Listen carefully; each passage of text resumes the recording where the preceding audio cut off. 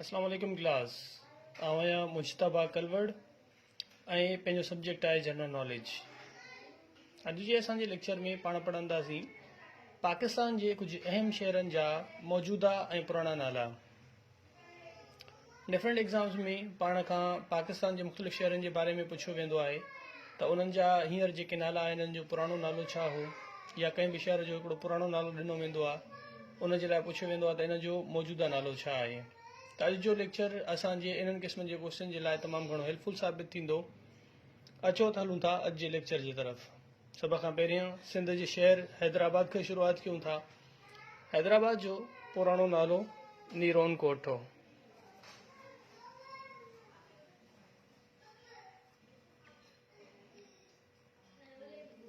इन खां बाद पाण वटि ॿियो शहर आहे Quetta.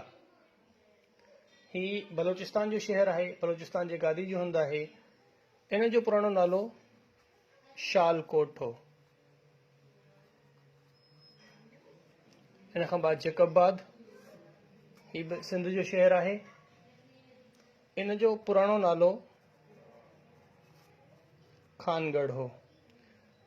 Indian official British official हो हिकिड़ो जैकब, जेको हिते हिकिड़ो सरकारी ज़िम्मेदारी जंहिंखे सौंपी वई ब्रिटिश दौर में हिन शहर में आयो ऐं इन शहर जो नालो खानगढ़ खां मटाए जैकबाबाद रखियो। इन खां बाद पाण वटि शहर आहे सियालकोट। सियालकोट जो पुराणो नालो सलवान कोट आहे।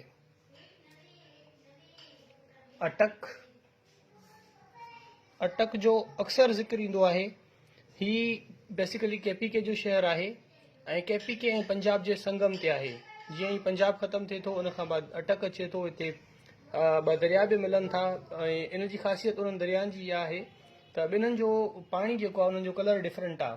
पाण क्लियरली एक्सपीरियंस करे सघूं था, विजुलाइज़ करे सघूं था, उहो ॾिसी सघूं था त ॿई दरिया जिते मिलनि था उन्हनि दरियानि जो जिते संगम थिए थो ॿिन्हिनि दरियानि जो, ॿिन्हिनि जे पाणी जो कलर डिफरेंट आहे ऐं उहो डिफरेंट कलर पाण खे उते मिलंदे नज़र थो अचे। इहा हिकिड़ी इन शहर जी ख़ासियत आहे। इन खां अलावा हिते जेको आहे हिकिड़ो ख़ासि पार्क बि आहे, परे परे खां माण्हू उन में घुमणु अचनि था। इन जो पुराणो नालो हो कैंप बेलपुर।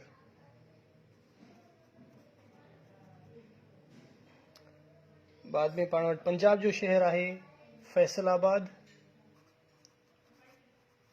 इन जो पुराणो नालो आहे लायलपुर। साहिवाल, ही बि पंजाब जो शहर आहे। इन जो बि अक्सर ज़िक्र ईंदो आहे एग्ज़ाम्स में। इन जो पुराणो नालो आहे मोंटगोमरी। बिन कासिम, इन जो नालो आहे पेपरी। मुस्लिम बाग, इन जो पुराणो नालो आहे हिंदू बाग। पाकपतन अगेन पंजाब जो शहर आहे। इन जो नालो अजोधपुर। इस्लामाबाद, पाकिस्तान जो कैपिटल सिटी। इन जो पुराणो नालो आहे राजशाही। कराची, हिन शहर जे पुराणे नाले मां अक्सर दोस्त वाक़िफ़ हूंदा, अक्सर स्टूडेंट्स वाक़िफ़ हूंदा। चलो गैस कयूं था तव्हां मां कोई अंदाज़ो लॻाए त हिन शहर जो पुराणो नालो छा हो। ठीकु आहे, त मां ॿुधायां थो। हिन शहर जो पुराणो नालो कोलाची हो। हिन जे बारे में हिकिड़ो सबक़ बि आहे।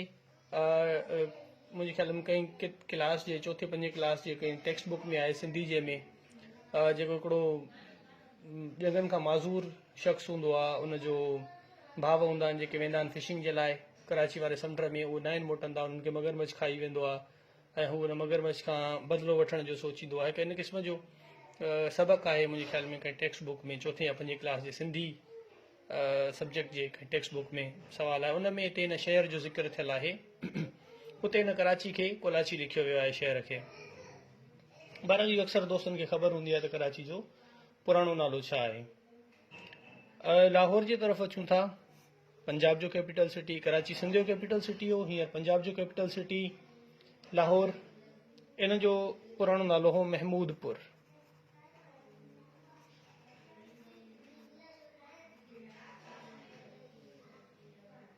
गुजरांवाला अगेन पंजाब जो शहर, हिन जो नालो हो खानपुर। हींअर बि हिकिड़ो खानपुर जे नाले सां शहर आहे, आई गेस केपीके में ई आहे, जिते खानपुर डैम बि आहे। उहो हिन वक़्तु बि उन जो नालो खानपुर ई आहे। इन्हनि ॿिन्हिनि शहरनि खे पाण में कंफ्यूज़ करण जी ज़रूरत नाहे। इहे ॿई डिफरेंट सिटीज़ आहिनि, इहो यादि रखणु ज़रूरी आहे। गुजरांवाला लाहौर जो को क़रीबी शहर आहे, थोरो ई फ़ासिलो आहे मुंहिंजे ख़्याल में गुजरांवाला ऐं लाहौर जो। गुजरांवाला अलॻि शहर आहे, खानपुर अलॻि शहर आहे, पर गुजरांवाला जो पुराणो नालो बि खानपुर आहे।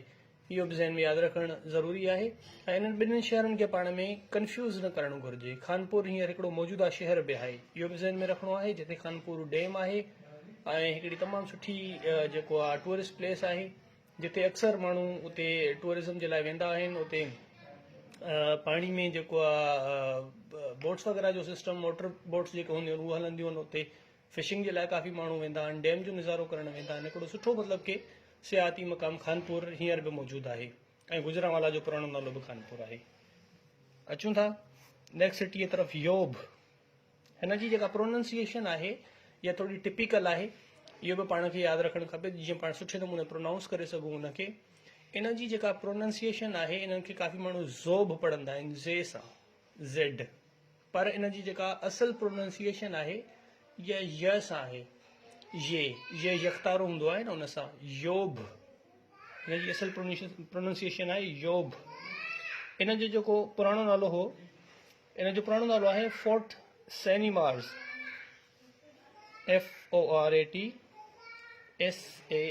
FORTSANEMARS, फोर्ट सैनीमार्स। नेक्स्ट सिटी पेशावर, केपी जो कैपिटल सिटी। इन जो पुराणो नालो आहे परशापुर। सवात ला सिटी आहे पाण वटि, केपी जो सिटी।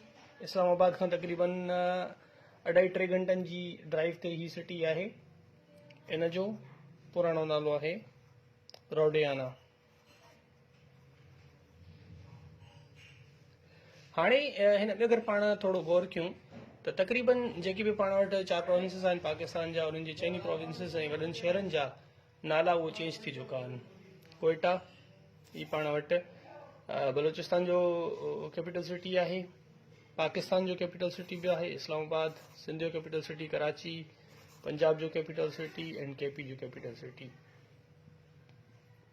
पाकिस्तान में जेके 5 कैपिटल सिटीज़ आहिनि, 4 प्रोविंसिस जा ऐं हिकिड़ो पाकिस्तान जो इटसेल्फ, 5 ई कैपिटल सिटीज़, इन्हनि 5 जा नाला चेंज थी चुका आहिनि।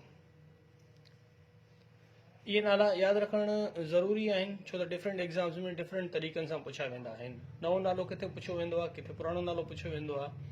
इन करे अॼु जो लेक्चर जेको जंहिं गौर सां ॿुधो हूंदो, जेको थोरो यादि कंदो, इनशाअल्लाह उनखे एग्ज़ाम में इन हवाले सां काई बि परेशानी न थींदी, उहो जल्दी इन्हनि क्वेश्चन्स खे क्रैक करे वेंदो। हलो अचो त हलूं था अॼु जे लेक्चर जे सेकंड पोर्शन तरफ़, जंहिंमें पाण डिस्ट्रिक्ट्स ऑफ पाकिस्तान डिस्कस कंदासीं। त पाकिस्तान में केतिरियूं डिस्ट्रिक्ट्स आहिनि, हर सूबे में केतिरियूं डिस्ट्रिक्ट्स आहिनि, ऐं सिंध जे बारे में कुझु इज़ाफ़ी नॉलेज बि पाण पढ़ंदासीं। अचो हलूं था अॼु जे लेक्चर जे सेकंड पोर्शन तरफ़। हीअ आहे असांजे अॼोके लेक्चर जो सेकंड पोर्शन, जंहिंमें पाण डिस्ट्रिक्ट्स ऑफ पाकिस्तान ॾिसंदासीं। हिन में जेके बि पाकिस्तान जा सूबा आहिनि 4, सिंध, पंजाब, बलोचिस्तान ऐं केपीके, उन्हनि जूं डिस्ट्रिक्ट्स ॾिसंदासीं त हर सूबे में केतिरियूं डिस्ट्रिक्ट्स आहिनि। ऐं इन खां अलावा पाण इहो बि ॾिसंदासीं त सिंध जे बारे में कुझु इज़ाफ़ी नॉलेज ॾिसंदासीं, ऐं पाकिस्तान जा जेके मख़सूस एरियाज़ आहिनि, जीअं गिलगित बल्तिस्तान थी वियो ऐं आज़ाद कश्मीर थी वियो, उहे बाक़ाइदा उन्हनि खे पाकिस्तान जे प्रोविंस जो स्टेटस नाहे मिलियल, उन्हनि जो स्पेशल स्टेटस आहे। उन्हनि जे बारे में बि पाण ॾिसंदासीं त उन्हनि जा केतिरा डिस्ट्रिक्ट्स आहिनि। अचो त हलूं था पाकिस्तान जे डिस्ट्रिक्ट्स जे तरफ़। सभ खां पहिरें पाण ज़िक्र कयूं था केपीके जो, खैबर पख्तूनख्वा। इन जूं 34 डिस्ट्रिक्ट्स आहिनि। केपीके पाकिस्तान नादरन एरियाज़ जिते आहिनि, उन जूं केपीके जूं डिस्ट्रिक्ट्स 34, बलोचिस्तान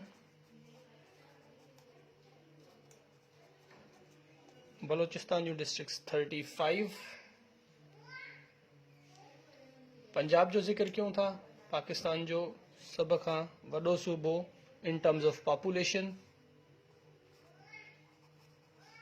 पंजाब। बलोचिस्तान पाकिस्तान जो सब खां वॾो सूबो आहे इन टर्म्स ऑफ एरिया ऐं पंजाब पॉपुलेशन। पंजाब जूं टोटल डिस्ट्रिक्ट्स आहिनि 36। हाणे हे ॾिसो, हिनखे यादि रखणु तमामु ईज़ी आहे। KPK 34, Balochistan 35, Punjab 36। Sequence wise इहे डिस्ट्रिक्ट्स अचनि थियूं पियूं। अचो त हींअर सिंध जे तरफ़ हलूं था, या मुंहिंजे ख़्याल में सिंध खे आख़िर में डिस्कस कयूं था, छो त उन्हनि जे बारे में पाण हिकिड़ी इज़ाफ़ी नॉलेज में पढ़ंदासीं, उनखे थोरो पाण डिटेल में डिस्कस कंदासीं। सिंध जे बारे में पाण खे थोरो वधीक मालूमात हुजणु खपे, छो त सिंध जा जेके बि एग्ज़ाम्स आहिनि न, हींअर STS वठे थी या सिंध जा जेके बि इदारा वठंदा आहिनि, उन्हनि जो ख़ासि फोकस हूंदो आहे सिंध जे बारे में नॉलेज ते।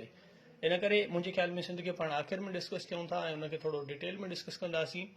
इन करे पहिरियों पाण ॾिसूं था त गिलगित बल्तिस्तान में केतिरा डिस्ट्रिक्ट्स आहिनि ऐं आज़ाद कश्मीर में।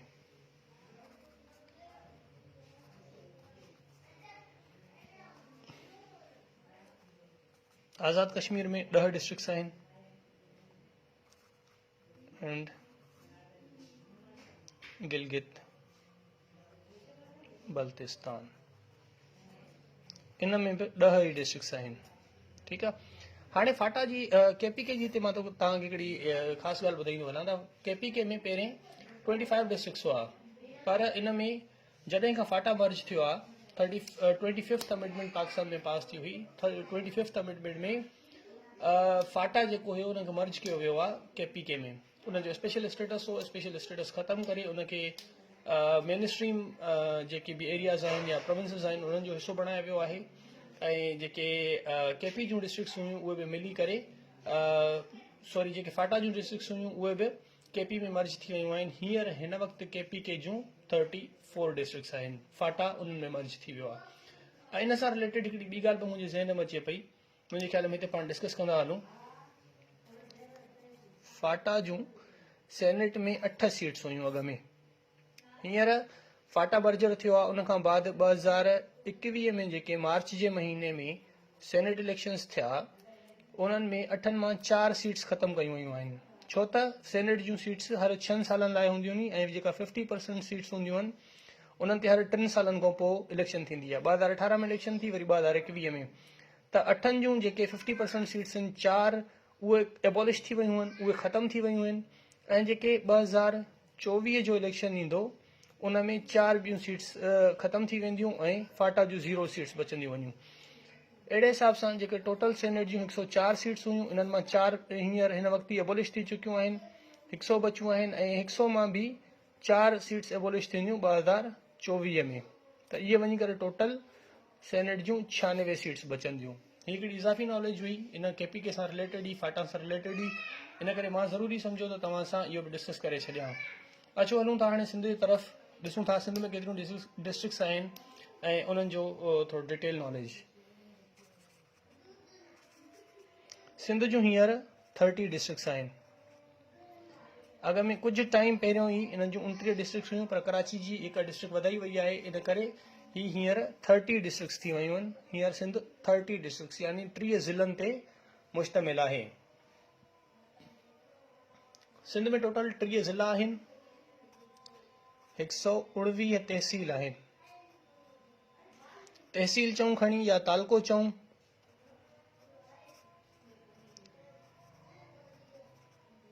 तहसील चओ या तालको चओ खणी 119 तालका आहिनि सिंध में। ऐं अगरि यूनियन काउंसिल्स जी ॻाल्हि कजे त ई 1100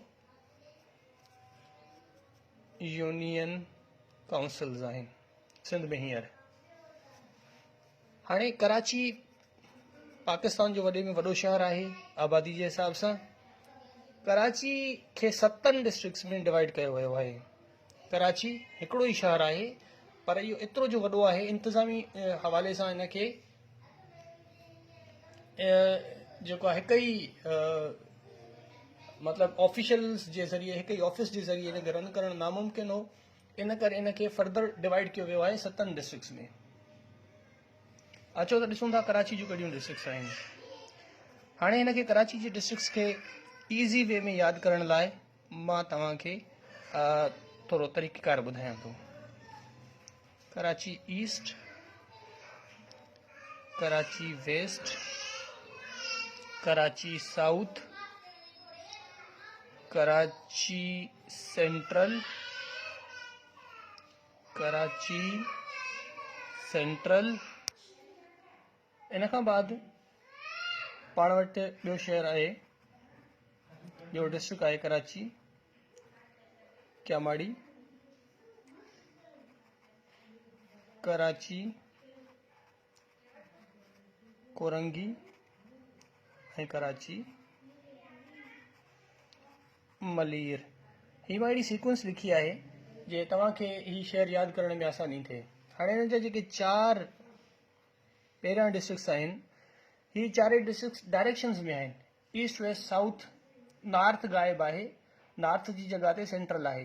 कराची ईस्ट वेस्ट साउथ ऐं सेंट्रल। इन खां बाद 2 कराची जा डिस्ट्रिक्ट्स के सां अचनि था, कराची केमाड़ी, कराची कोरंगी ऐं आख़िरी कराची मलीर। ही 7 कराची जा डिस्ट्रिक्ट्स आहिनि। टोटल मिलाए करे सिंध जा 30 डिस्ट्रिक्ट्स बणजनि था। ही सिंध जे बारे में नॉलेज हुई, पाकिस्तान जे मुख़्तलिफ़ डिस्ट्रिक्ट्स जे बारे में नॉलेज हुई। हिन खां अलावा अगरि को बि तव्हांजो सवाल हुजे तव्हां मूंखां पर्सनली इनबॉक्स में पुछी सघो था, सिंध जे हवाले सां, पाकिस्तान जे डिस्ट्रिक्ट्स जे हवाले सां। हिन में मां थोरो ज़िक्र करे वियो आहियां सेनेट जे सीट्स जो।